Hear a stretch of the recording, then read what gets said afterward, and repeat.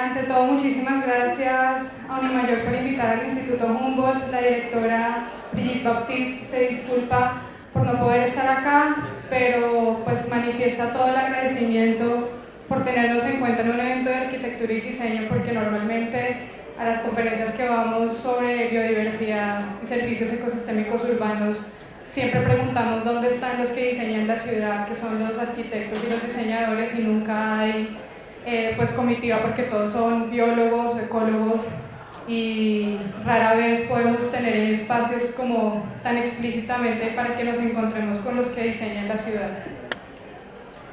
Entonces, la conferencia va a empezar con 5 mensajes claves. Espero que son los minutos en que más me están poniendo atención. Entonces, si se van con esos mensajes a la casa, quedo contenta. Y a lo largo de la conferencia los vamos a estar reiterando, vamos a estar profundizando en cada uno de ellos y obviamente en el contexto de la línea de investigación que tenemos en el instituto. El primero es la gestión de la biodiversidad y de sus servicios que esta brinda. Es parte de la innovación que necesitan las ciudades para reconstruir su modelo de desarrollo. Como les digo, tranquilos, que esto a medida que vaya pasando la conferencia lo vamos a ir desmenuzando.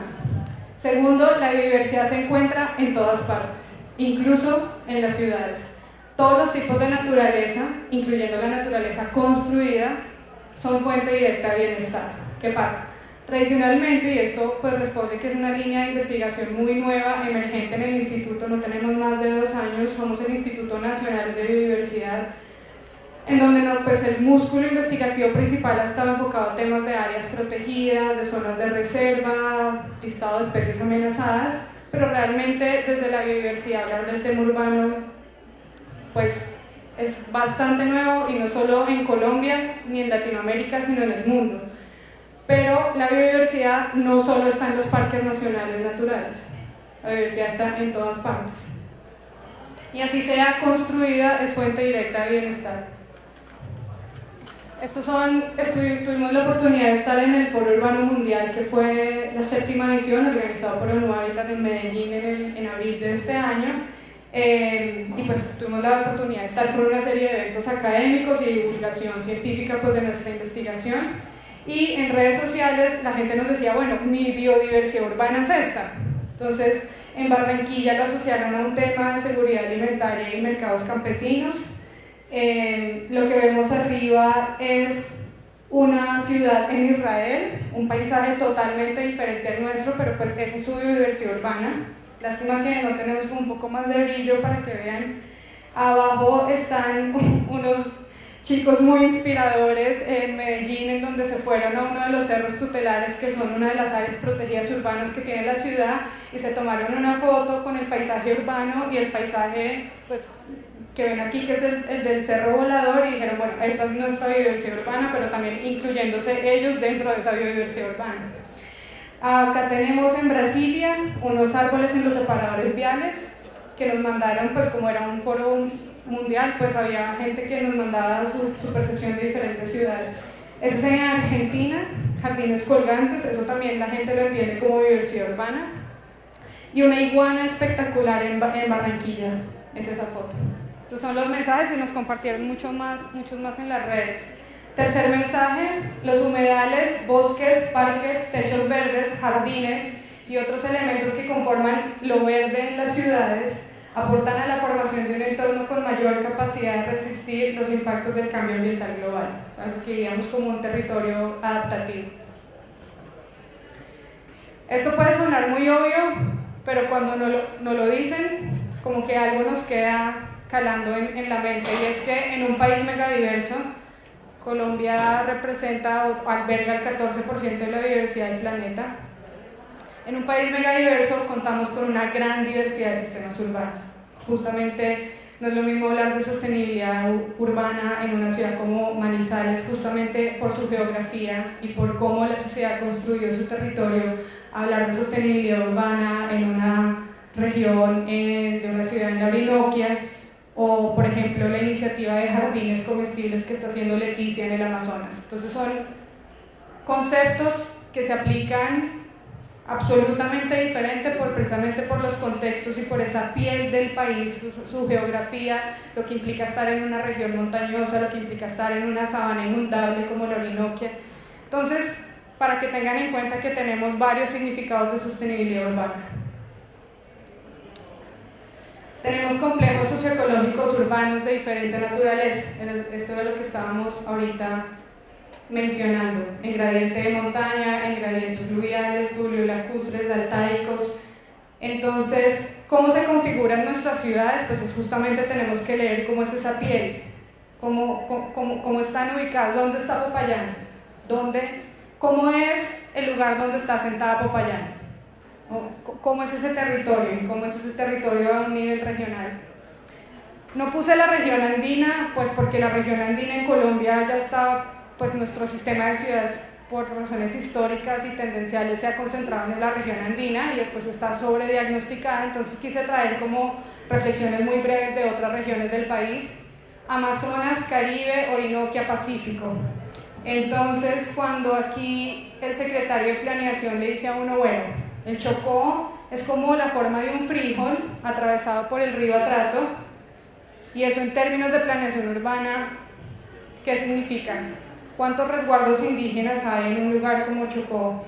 ¿Cómo son esas diferentes visiones de ordenación del territorio, planeación urbana, que tienen que jugar en una ciudad como lo de Chocó? Chocó biogeográfico, ¿no? Uno de los puntos del planeta en donde por metro cuadrado la biodiversidad es más asombrosa, maravillosa y abundante. Es una pregunta muy importante. El Amazonas, el Instituto de Investigación en el Amazonas, que es como uno de los hermanos del Instituto Humboldt, pero el CINCHI está dedicado a la investigación de la biodiversidad en el Amazonas, ha desarrollado una iniciativa muy interesante en donde ellos han pensado cómo es la urbanización en la selva, cómo son las ciudades en la mitad de la selva y cómo es la conectividad, y se piensan en región, y han hecho dos publicaciones: La Amazonía Colombia urbanizada, Sistema urbano en la región amazónica Colombia. Entonces esas son nociones que obviamente tienen que ser totalmente diferentes a las que, por ejemplo, puede haber en la región como el Pacífico. Caribe, la ciudad de Barranquilla, una ciudad ordenada alrededor del agua, pero tristemente en donde el imaginario social es como los arroyos como un riesgo, porque en épocas de lluvia se inundan y causan caos en la ciudad. Entonces el agua no es una oportunidad para la planeación urbana, sino es un gran problema, gran problema, como esas oportunidades que tú hablabas que están siempre presentes, pero casi nunca las vemos, y el gobierno local está como tratando de mirar cómo conciliar esas miradas. Orinoquia, y con el permiso de los colegas, porque ayer en la reunión que tuvimos lo mencioné, lo voy a volver a explicar, ustedes hagan cara de asombro. Entonces, el Instituto Humboldt hace 1 año y medio hizo una iniciativa que se llamó Travesía Humboldt por el río Meta.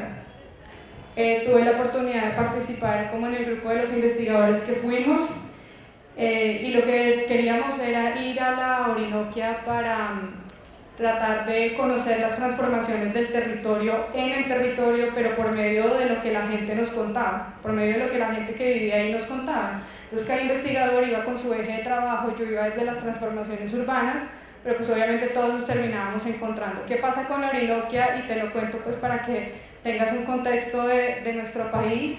Hace aproximadamente 5 años, 8 años, se definió que era la nueva frontera de desarrollo del país. Mejor dicho, que esa era la despensa por excelencia y que todo nuestro desarrollo iba a ser posible en la Orinoquia, y empezó, digamos, a venir un flujo de inversión extranjera directa que pues el Estado no tuvo la capacidad de gestionar y todavía no tiene la capacidad de gestionar, y lo que está pasando en esta región es absolutamente abismal. Digamos, las ciudades han crecido, han duplicado su tamaño en 3 años, los suelos, la transformación de los suelos está absolutamente dramática, las inversiones pues son inversiones privadas en donde pues el Estado no tiene mucho que hacer, y pues igual las está fomentando también.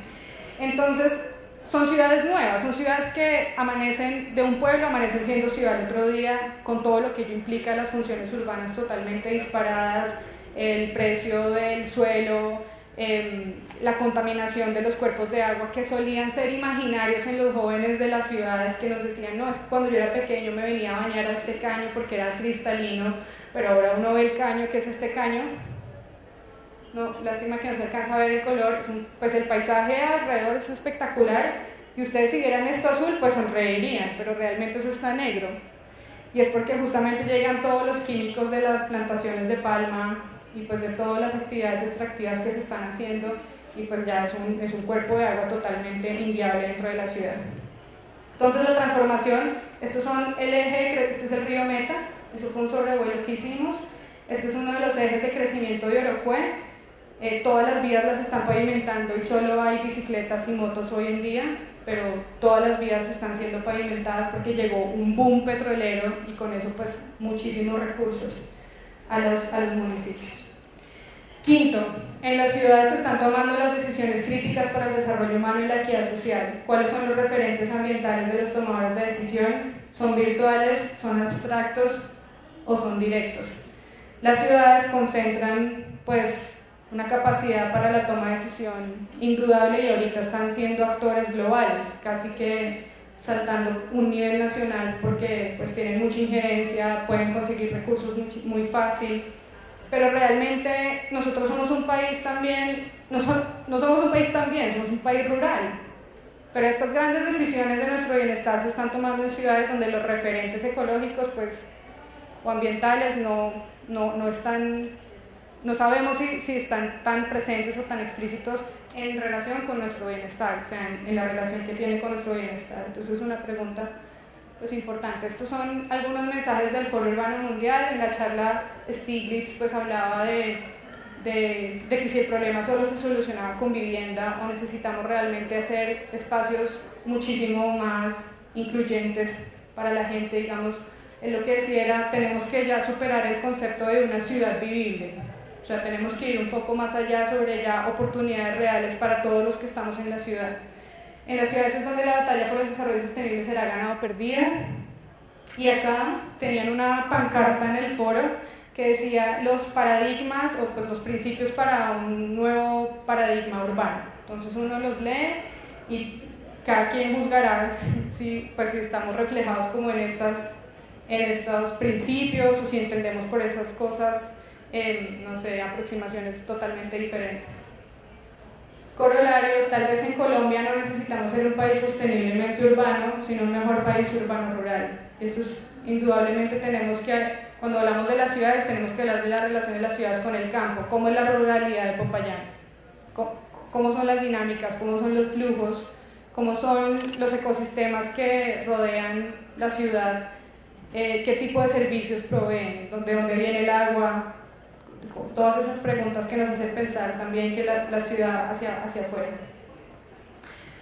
Ya después de esos 5 mensajes, que espero que no se hayan distraído mucho, pues les cuento la misión del Instituto Humboldt. El Instituto Humboldt acaba de celebrar 20 años, somos parte del Sistema Nacional Ambiental, apoyamos las decisiones del Ministerio de Ambiente y Desarrollo Sostenible, y como lo mencioné, somos 5 institutos, por así decirlo, entre comillas, hermanos. Nosotros somos los encargados de investigar la biodiversidad continental en Colombia.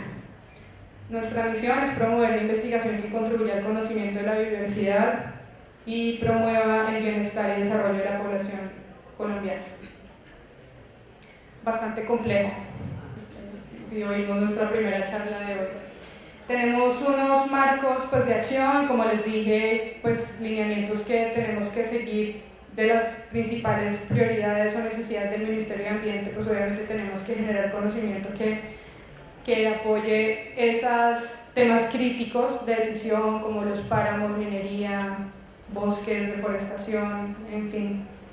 Y a nivel global también tenemos un referente que es el Convenio de Diversidad Biológica, donde pues defiende la conservación de la biodiversidad y la distribución justa de sus beneficios. ¿Por qué nos interesan las ciudades? Son procesos centrales de transformación del territorio que exigen innovaciones ecológicas, es decir, nuevas lecturas o nuevas visiones y nueva forma de crear. Y porque son hotspots o puntos calientes de poblamiento humano. Las ciudades ocupan el 2% de la superficie del planeta aproximadamente en área, el suelo urbanizado, ¿sí? La mancha urbana. Pero sus residentes usan aproximadamente el 75% de los recursos totales del planeta. Entonces, pues ya es evidente que las ciudades y las funciones urbanas que implica un asentamiento humano, pues es un motor claro de transformación de la biodiversidad. Por eso el instituto empieza su línea de investigación para mirar cuál es esa relación entre ciudades y biodiversidad. El Convenio de Diversidad Biológica reunió hace 1 año y medio a un grupo de expertos de India, Brasil, unos 4 países en Europa principalmente, México también estaba en ese informe, para justamente empezar a hacer un balance de urbanización, biodiversidad y servicios ecosistémicos, digamos, cómo está esa línea base y cuál sería la tendencia. Y lo que encuentran es que en escenarios futuros la urbanización se va a dar justamente en países que son hotspots de biodiversidad, como por ejemplo como Colombia. ¿Qué tenemos que decir como Instituto de Biodiversidad ante una tendencia de esto de urbanización? Normalmente, acá viene lo que te comentaba de nuestro sistema de ciudades, pues para hacer un poco de contexto de nuestro país. Esto es la región andina, la región Caribe, Orinoquia, Pacífico y Amazonas.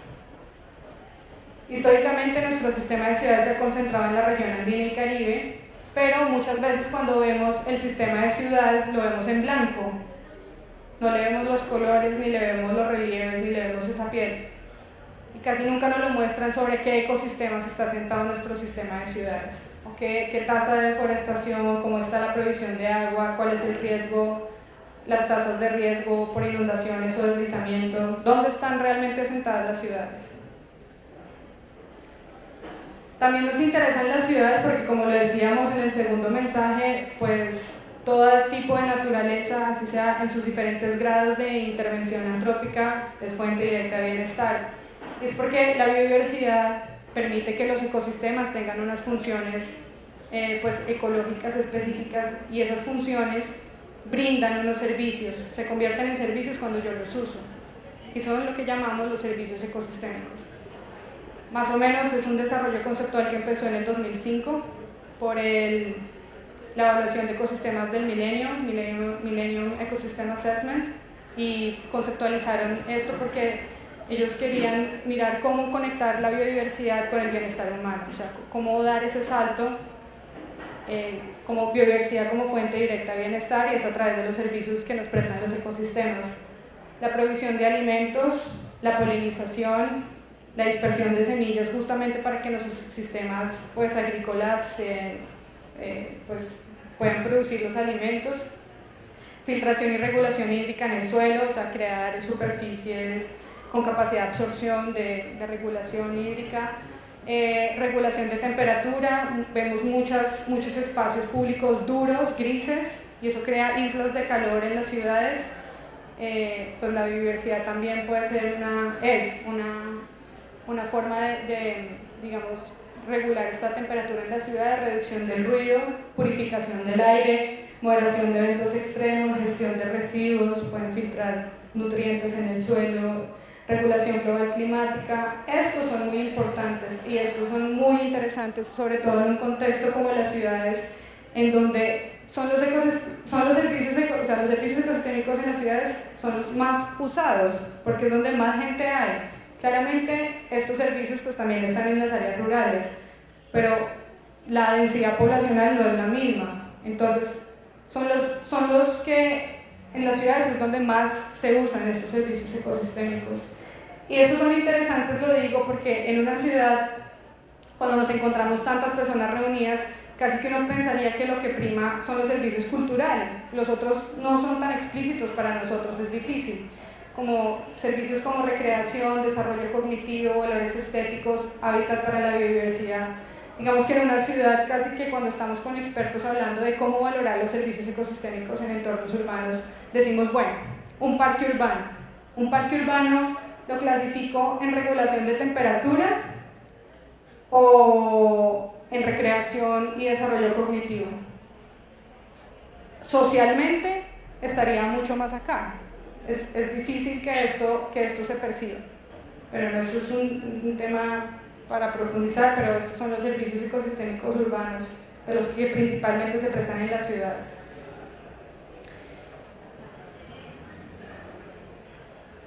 Relación entre biodiversidad y ciudades explícita para quiénes.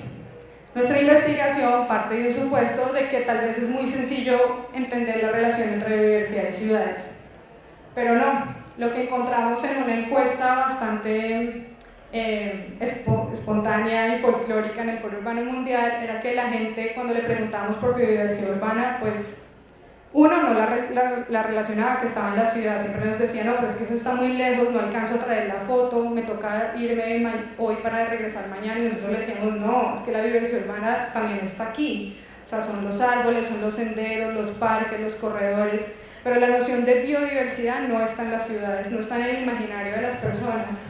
Entonces, por ejemplo, respuestas como la de, digamos, la más radical, es la de Juan Carlos, número 14, que dice, bueno, ¿qué es la biodiversidad urbana? Y él dice, no existe en las ciudades. Entonces nuestra investigación está partiendo de algo que socialmente puede que no esté para nada clara la relación, ¿no? Tenemos que hacer esfuerzos para eso. Pero todos lo usamos, todos nos vamos al mediodía a la sombra de un árbol, por nuestra intuición. Bueno, estos son algunos mensajes que la gente en los eventos nos comparte a veces, una persona, un árbol, pues cuando le preguntamos sobre esta relación de biodiversidad y ciudades, pasa por la forma de enseñar las ciencias de las aulas al territorio.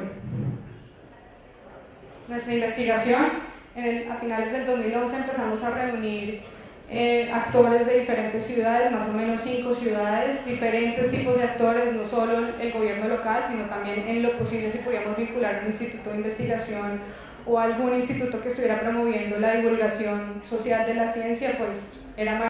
Entonces tratamos de hacer un mapa de actores diverso y nos sentamos a reflexionar sobre qué era la relación de biodiversidad y ciudades. En uno de estos talleres, un colega de Corantioquia dijo, pero es que nosotros nunca nos hemos preguntado qué es conservar en una ciudad, o sea, nosotros somos una autoridad regional y hacemos unos planes de conservación de la biodiversidad, pero a otras escalas, y realmente en la ciudad esa pregunta no tiene lugar, nunca nos la hemos hecho.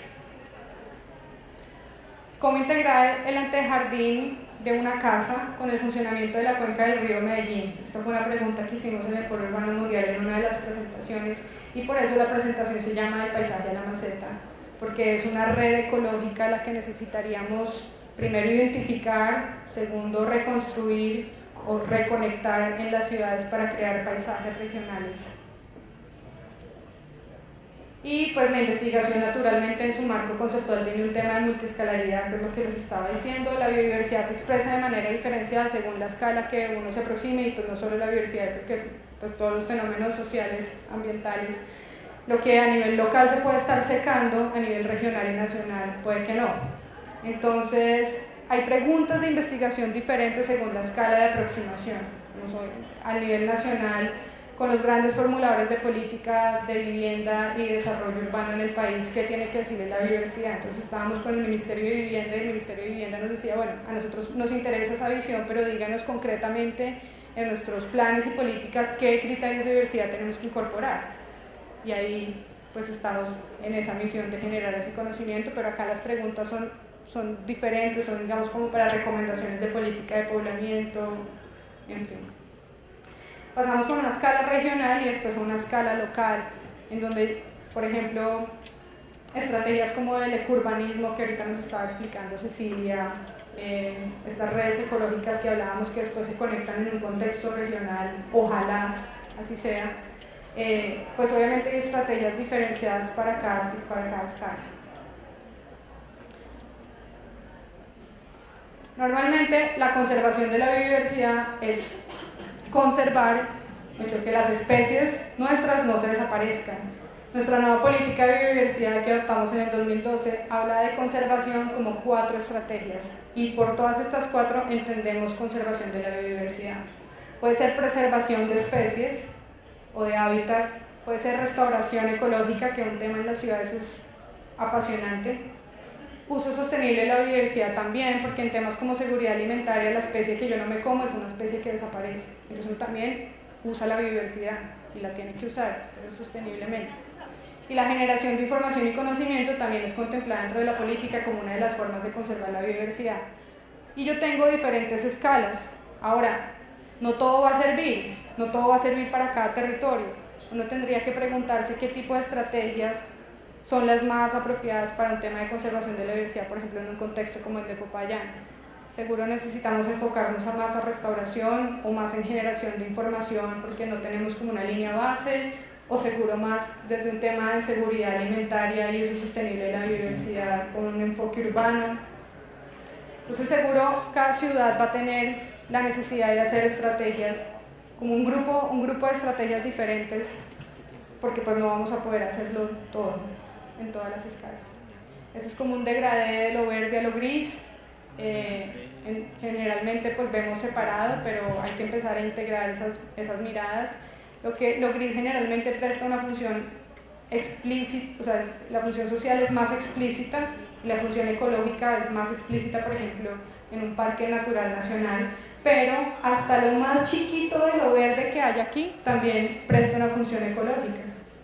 ¿Sí? Hasta el muro verde o el techo verde de un edificio, o los separadores de andenes, si yo pongo unas especies arbustivas para que capten material particulado y demás, hasta ese tipo de intervenciones, esta línea acá verde o acá, por más de que sea pequeña, también está prestando una función ecológica, y lo mismo viceversa. Por ejemplo, en nuestros parques nacionales algunos pues tienen los senderos para temas de ecoturismo, y eso también es infraestructura. Entonces, hasta lo mínimo gris que haya en un parque nacional natural, pues también está prestando una función social que tenemos que mirar cómo se hace sosteniblemente. ¿Cómo armar el rompecabezas de lo verde en la ciudad? Están en blanco esos dos primeros, pues porque son preguntas para, por ejemplo, para que Popayán las piensen. ¿Qué áreas verdes, qué áreas azules y qué áreas grises tiene la ciudad? ¿Dónde están? ¿Cómo están siendo usadas? ¿Cómo están siendo apropiadas? ¿Cómo son las dinámicas y las preferencias sociales? Y según eso, ¿qué estrategias yo debería implementar en un tema de conservación de biodiversidad? ¿Será un tema de restauración ecológica? Ahora, la restauración ecológica en su más puro sentido busca más o menos, volver al estado pues, original de ese ecosistema. En las ciudades, al ser ecosistemas altamente transformados, pues, ecosistemas emergentes, pues ese tema de restauración uno dudaría que lo va a llevar más o menos a un estado inicial, pero es una nueva restauración ecológica, o sea, pensar en nuevos conceptos de esa restauración en las ciudades. Lo que ahora en el Jardín Botánico en Bogotá se ha llamado la renaturalización, y pues la ciudad también está hablando de eso, como volver los espacios grises verdes y renaturalizar las microcuencas, renaturalizar los ríos, pero pues esto en la literatura, ese término pues no se ha definido, no existe, es como algo que ciertos actores en el distrito capital están empezando a hablar. Estrategias de urbanismo, los materiales, la arquitectura con los sentidos locales que nos hablaba pues ahorita Cecilia.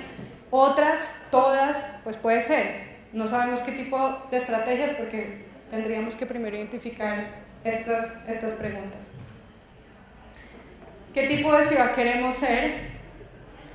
¿Y qué tipo de red ecológica se puede reconstruir según nuestras características? ¿Cómo están los parques de Popayán? Yo siento por un recorrido que hicimos por la mañana que le estamos dando la espalda al río totalmente. Entonces, por ejemplo, desde una facultad de diseño y arquitectura, pensar en un proyecto de restauración ecológica del río, pues absolutamente necesario, innovador, fundamental para el bienestar de toda la población de Popayán. Este es el corredor de Cerros Orientales en Bogotá. Este es un diseño de corredor ecológico y recreativo que se tiene en mente. Está en sketch, pues porque no es una realidad, ¿no? Es un proyecto que se quiere y los bogotanos soñamos con tener nuestros cerros realmente que los estemos usando, porque muchas veces sale Bogotá como la ciudad más verde justamente por el área verde que tiene. Claro, porque tenemos los cerros, pero todos los bogotanos vamos a los cerros. Todos los bogotanos estamos haciendo uso de esa biodiversidad para nuestro propio desarrollo y bienestar. podemos ser la ciudad con área más verde, pero en temas de accesibilidad puede que no sea así. Diseños más orgánicos, que fluyan, que giren, que se muevan, que traten de mirar los organismos vivos, cómo funcionan y según con herramientas de arquitectura, yo qué tipo de diseños puedo proponer para recuperar, por ejemplo, la ronda de un río en una ciudad. Esto es Singapur, queremos ser así, es uno de los lugares, digamos, referentes de manejo de espacios verdes públicos más impresionante. Este es un Villarrica en el Cauca. Unos arquitectos hicieron en este colegio cómo crear espacios que sean para la comunidad, que también sean espacios muy especiales para la educación, y esto de noche se convierte en un cine para la comunidad. Se proyectan películas con las instalaciones de más alta calidad y tecnología. Es un espacio abierto a la sociedad. Lo que digo es que si soñamos es posible, y si nos hacemos esas preguntas de cómo quisiéramos ver a Popayán, con los elementos que tiene para construir su red ecológica y cómo eso lo podemos mezclar con diseño y arquitectura, seguro que va a salir algo impresionante. Y un ejercicio, pues ahorita tomé la mañana para que mi imaginación pudiera también entrar aquí, ahorita que salí en el receso afuera aquí a la plazoleta. Este es el claustro de San Agustín, que es la semilla del Instituto Humboldt. Esto queda ubicado en Villa de Leyva, más o menos a 3 horas de Bogotá, y pues es una de nuestras 4 sedes actualmente. Traigo este ejercicio en este como pequeño capítulo de diseño, de reflexiones sobre el diseño, por lo siguiente. Esta puerta y esta puerta son espacios que cuando el instituto se cierra los viernes queda abierto al pueblo. El claustro es un espacio del pueblo. Y por un tema de seguridad alimentaria y una investigación que estábamos haciendo de conocimientos tradicionales y biodiversidad, se decidió en un momento montar una exposición que se llamaba Antídoto para el Olvido, redescubriendo nuestras plantas alimenticias. Esto nos lo apoyó nos apoyó el Parque Explora en Medellín, el Instituto Humboldt. ¿Y de qué se trataba? Era usar el espacio, o sea, físicamente implementar un proyecto en donde el público en general tuviera acceso, pero nosotros también podríamos promover unas reflexiones sobre la relación entre alimentación y biodiversidad. Era lo que decía Cecilia, que en un país megadiverso es muy irónico hablar de hambre, pues con toda la abundancia de especies comestibles que tenemos. Lo que queríamos era recuperar esa memoria de nuestras propias especies andinas, pues las nativas de otras regiones también, y había una infografía por cada especie y una muestra, y había canastos, y la gente incluso podía ir y coger y probar y llevar para su almuerzo y demás. Esto fue en un espacio del claustro del instituto y fue una exposición que duró como un mes y abierta a todo el pueblo, precisamente para promover nuestros propios mensajes y pues como temas de investigación. Ahí está la puerta, ahí ustedes ven como el acceso libre a este. Entonces, esta mañana nosotros estábamos dando un recorrido por la galería y hay un gran mercado campesino e indígena, muy dinámico, y por qué no pensar en que el Colegio Mayor puede hacer unas ferias de mercados campesinos o indígenas una vez al mes en su espacio para empezar a promover reflexiones que le interesen o que sean esenciales para la ciudad. Puede que no sea el tema de seguridad alimentaria, yo pues intuitivamente pienso que es relevante por lo que vi esta mañana y porque me contaban que un poco la vocación de la ruralidad de Popayán es agrícola, pero puede que haya otros temas en donde ustedes como arquitectos y diseñadores pueden decidir su propio espacio, cómo lo pueden abrir a la ciudad para empezar a fomentar comportamientos o reflexiones que les interesen. Ya pasando a nuestros estudios de caso, dejando ese pequeño capítulo de diseño, tenemos un estudio de caso en Bogotá y un estudio de caso en Medellín, con diferentes aristas, diferentes alcances cada iniciativa en estas dos ciudades. En Bogotá básicamente hay una alianza con la Fundación Cerros de Bogotá, la Alcaldía Mayor de Bogotá, Jardín Botánico e Instituto Humboldt. Voy a pasar. En este momento están marchando desde el instituto 3 iniciativas en Bogotá. Una en el borde sur y 2 en el borde oriental, que es donde les mostré ahorita como el diseño del corredor ecológico y recreativo, es el borde oriental. Los bordes de Bogotá son absolutamente diferentes, tienen dinámicas y problemáticas pues, absolutamente diferentes. Acá en el borde sur la reflexión es muy hermosa porque es ¿qué tiene que decir la biodiversidad en un territorio de borde? ¿Y qué es el borde en una ciudad si es lo que mañana se va a convertir en ciudad? O si podemos todavía hablar de un modelo campesino en la ciudad, porque cuando uno va y hace ciertos talleres o discusiones con las comunidades de ahí, ellos se autodenominan los campesinos de ciudad, porque pues son sus tradiciones. Y aquí es muy interesante porque es tratar de ver desde la comunidad, son mesas de discusión que llevan 10 años hablando del borde, cómo el modelo campesino puede ser realmente el que ataje la expansión urbana. O sea, si consolidamos ese modelo y si lo fortalecemos, si los ayudamos o si los potencializamos, porque ellos ya lo saben, ellos lo que les digo, ellos vienen hablando de este tema de su territorio, de sus transformaciones 10 años, o sea, la comunidad tiene un conocimiento invaluable y una iniciativa que cuando surge muy exitosa o cuando coge mucha fuerza, ahí sí la administración local la impulsa, pero realmente son iniciativas que nacen de comunidades de base. Y acá el instituto pues tiene un convenio para mirar qué tipo de estrategias pueden fortalecer ese modelo campesino de cara a, pues, a una de las ciudades más grandes de Latinoamérica, porque mal contados somos 10 millones de habitantes y la expansión pues ya es un hecho. El borde oriental es muy interesante, este es un proceso apasionante en Bogotá, muy complejo, llevamos 36 años de limbo jurídico y esto ya se convirtió en un tema de la nación. El Estado tuvo que hacer un fallo para decir si los cerros tenían o no una franja de adecuación y cómo iba a ser gestionada esa franja de adecuación. En noviembre del año pasado salió el fallo de la Nación diciendo que daba unas hectáreas dentro de la franja de adecuación para un diseño de un corredor recreativo y ecológico.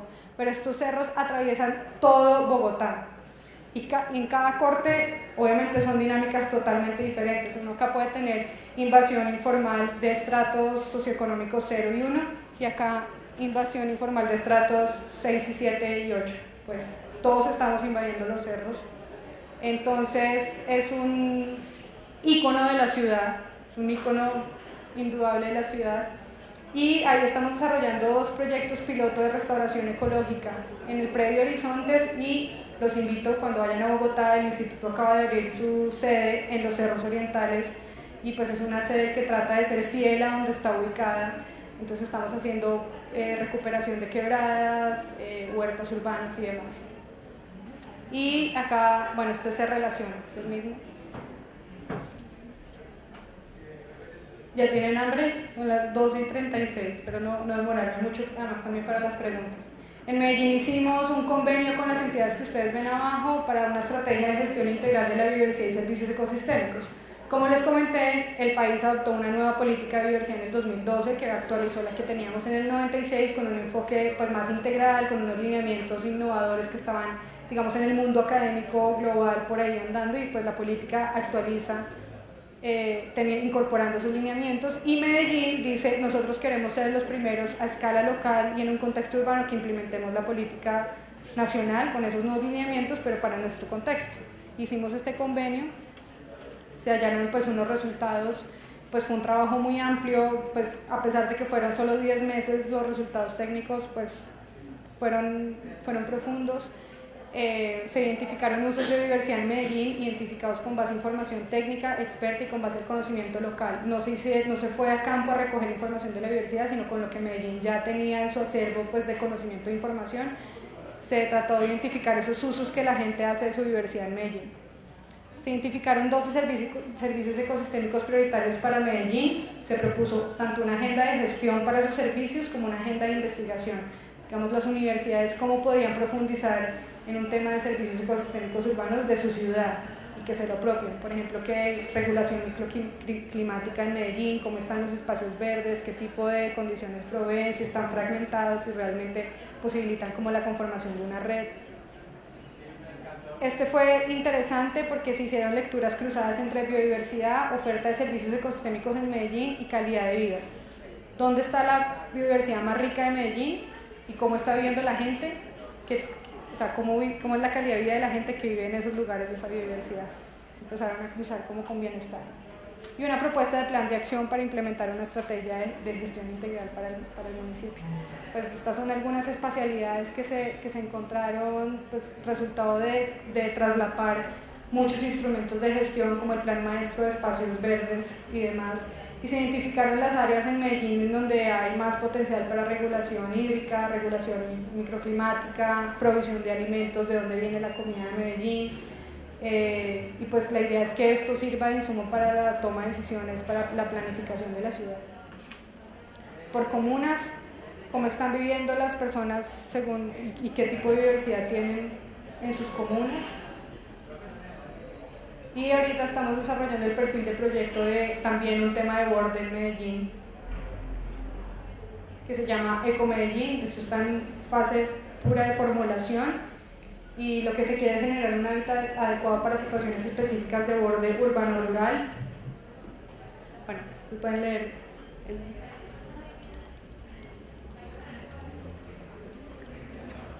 lo interesante de este proyecto. Bueno, eso es un trabajo que hemos venido como 1 año y medio desarrollando con diferentes actores, yendo pues a Medellín. Esta es una vista en planta y esta es una vista en corte de la quebrada que queremos intervenir.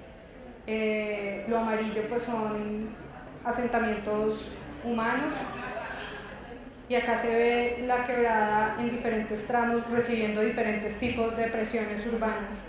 Arriba, digamos, hay esperanza para un tema de preservación todavía porque la ciudad no ha llegado hasta allá, pero ya cuando vamos bajando la quebrada ya encuentran unas obras hidráulicas donde se canalizan, a veces pasan debajo de las casas, se desaparece, vuelve y aparece contaminada. Lo irónico es que esta quebrada aterriza a espaldas del Jardín Botánico de Medellín y llega contaminada al río Medellín, que es el principal eje pues, de constitución de la ciudad. Normalmente los temas de borde urbano se han trabajado horizontal, por franjas, como yo les mostré por ejemplo ahorita lo de los cerros orientales de Bogotá. Este proyecto lo que busca es coger la microcuenca desde un enfoque pues, vertical, en donde vamos a recibir, como les dije, diferentes tipos de presiones. Los asentamientos humanos pues, tienen diferentes características en esa trayectoria, hasta que llega a la centralidad urbana, que pues ya es un tema totalmente, las estrategias que se implementarían acá tienen que ser muy diferentes a las que se implementen, por ejemplo, a la quebrada cerca a la zona de reserva. Para ello hemos identificado unos nodos de intervención, porque como dije, es difícil hacerlo todo y tal vez sea más viable hacer unos nodos de biodiversidad que en un futuro nos permitan conectar ecológicamente la quebrada. Esto es por ahora solo lo del proyecto, como les dije, está en formulación. Estas son las perspectivas de la línea de investigación urbana desde el Instituto Humboldt. Ustedes creerán que todo esto es el equipo urbano en el instituto, pero no. Somos Germán, mi colega, y yo. Acá estamos con la línea como tal de biodiversidad urbana, pero iniciativas que yo he mostrado aquí tangencialmente implican otros investigadores. Si ustedes tienen interés en profundizar alguna de las cosas que mencioné acá de estos temas, por ejemplo, lo del borde urbano rural en Bogotá, lo de nuestra sede en los Cerros Orientales en el Venado de Oro, pues ahí pusimos los contactos de los investigadores encargados de esos temas en específico. Esta es la presentación. Esto es para que no perdamos la capacidad de asombrarnos en nuestros monstruos de ciudades. Esto es con un muy buen lente, una foto del Nevado del Tolima en Bogotá, miren, Bogotá, sí, tan caótico. Pero muchas veces, pues pocas veces vemos hacia arriba o hacia el horizonte y no entendemos muy bien nuestra ciudad más allá de los edificios que tiene y que nos provee. Entonces esta es una foto pues espectacular que fue publicada en El Tiempo por alguien del instituto que la tomó. Y esta es una foto de todos los cerros orientales en una hora de la tarde, a las 5 de la tarde en Bogotá, en donde en las redes sociales esta foto pues tuvo muy buena cabida, fue súper popular. Pues yo creo que fue como un respiro para los bogotanos que en esa ciudad frenética no tenemos tiempo de pensar en qué nos da la biodiversidad, porque es difícil, pero son unas fotos pues para inspirarnos y no perder la capacidad de asombro en las ciudades. Gracias.